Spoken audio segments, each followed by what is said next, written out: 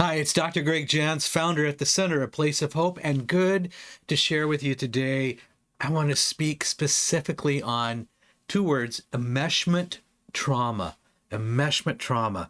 This is all about setting boundaries when we have what we'll call enmeshed families and relationships where it's hard to sort out who's who. And so this is an important topic. We're going to share just for a few minutes. What is, in my notes, I said, what is enmeshment trauma? Two things to keep in mind. It's a total over-involvement with each other's lives. There's no room for individuality, no room for your own thoughts. So you have a codependent reliancy and you are hooked together tight, and where one person starts and the other ends, everything is fuzzy. In a word, boundaries are non-existent. This is common in families where there's an emotional dependency, and it can be mistaken for closeness. We can say, oh, we're just a really close family, we're close, but it's really an emotional dependency.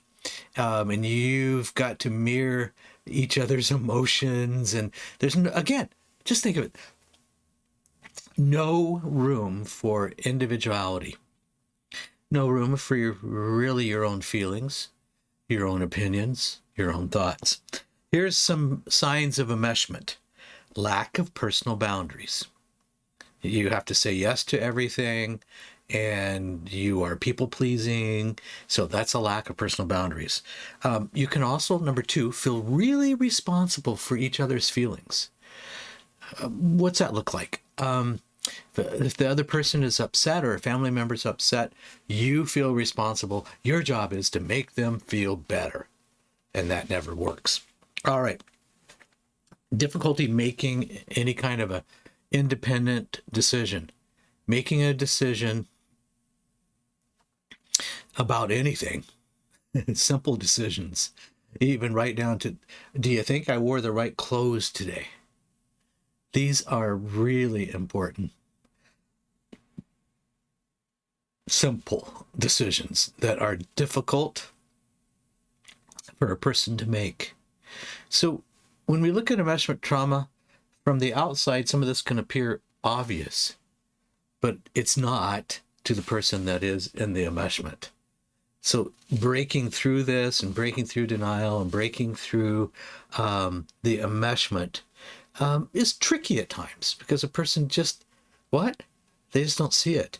And we do oftentimes say, no, we're just a really close family. All right. Emotional impact. Well, you're going to have low self-esteem, low sense of self, identity. Like, who am I? What do I really like? What do I really want to do? Who do I really want to be? Identity confusion, because you haven't been able to think for yourselves. We know that the emotional impact is anxiety. There's always a underlying anxiousness. There's a depression, and there's difficulty in relationships because you're not allowed to have your own opinion, and you can't really be honest with your feelings because you're more concerned about the other person's feelings. All right. How do we break this cycle? Sometimes, honestly, we need to have some outside intervention to really help us to create awareness, to be able to see this, to be able to accept it, to be able to acknowledge it, to be able to take action to change it. So here's what we know. We have to acknowledge the pattern. Okay. And maybe at first, it's just like you're shining a little bit of light on it. You go, oh, okay. And eventually you kind of see a little bit of it. But to the degree of it, it takes a little time to really understand the degree of it. Also, you need to define your needs. What are your personal values? What are your personal goals? What do you want to do with your life? Maybe it's starting by putting some of this in a journal.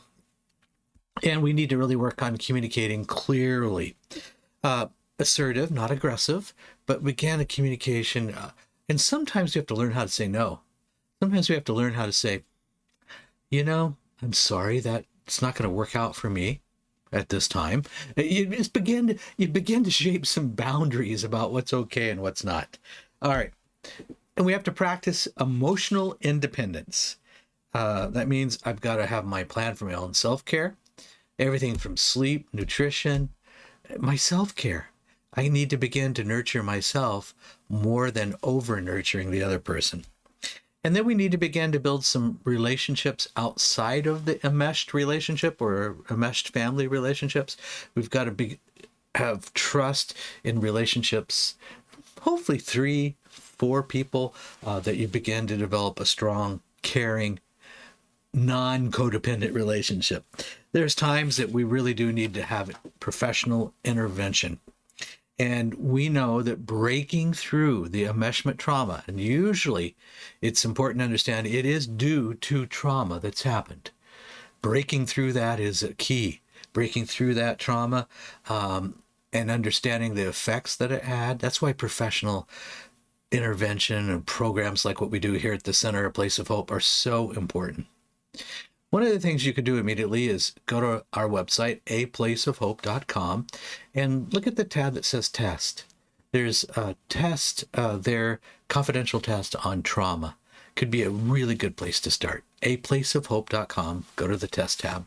And there's more in this article here on this important topic of enmeshment, trauma, and breaking free.